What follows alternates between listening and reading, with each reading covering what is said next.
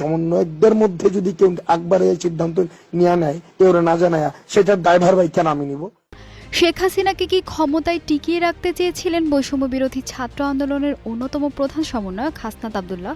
গণ অভ্যুত্থানের পেছনের ইতিহাস নিয়ে এমনই এক বিস্ফোরক ও চাঞ্চল্যকর দাবি করে সামাজিক যোগাযোগ মাধ্যমে তোলপাড় সৃষ্টি করেছেন বিএনপি নেতা রাশেদ খান। তার অভিযোগ, শেখ হাসিনাকে রক্ষা করতে অন্য সমন্বয়কদের সাথে হাসনাত আব্দুল্লাহর হাতাহাতি পর্যন্ত হয়েছিল।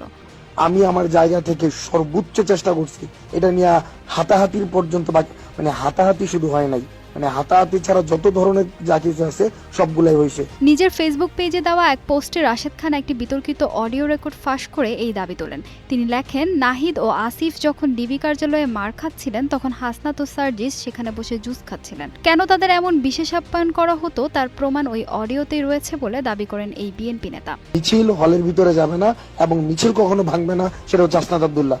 আমি রেগুলার এটা মিন করে গেছি, রেগুলার। আমি কখনোই কনফ্লিক্টে যেতে চাই নাই, কনফ্রন্টেশনে যেতে চাই নাই। ফাঁস হওয়া অডিওতে হাসনাত আব্দুল্লাহকে বলতে শোনা যায় তিনি কখনোই কোনো মুখোমুখি সংঘাত বা কনফ্রন্টেশনে যেতে চাননি। তার মূল লক্ষ্য ছিল শুধুই কোটা সংস্কার।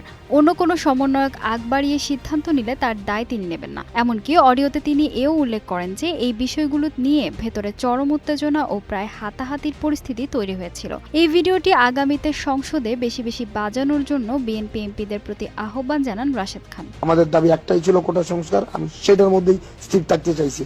রাশেদ খানের সরাসরি অভিযোগ, হাসনাত ও সার্জিস মূলত আওয়ামী লীগেরই পক্ষের লোক এবং তাদের দল নিষিদ্ধের আন্দোলন ছিল মূলত নিজেদের দুর্বলতা থাকার একটি কৌশল মাত্র। গণ অভ্যুত্থানের ইতিহাস নিয়ে তিনি আক্ষেপ করে বলেন, উপদেষ্টা আসিফ মাহমুদের বইয়ে শুধু আন্দোলনের ইতিবাচক দিক এসেছে, কিন্তু হাসনাত সার্জিসের এই বেইমানির ইতিহাস আড়ালেই রয়ে গেছে। পরবর্তী সংস্করণে এটি যুক্ত না হলে 24-এর ইতিহাসেও 71-এর মতো বানোয়াট হয়ে থাকবে বলে তিনি সতর্ক করেন। ফাহিমা সুরভি, নিউজ ডেস্ক, গ্লোবাল টেলিভিশন।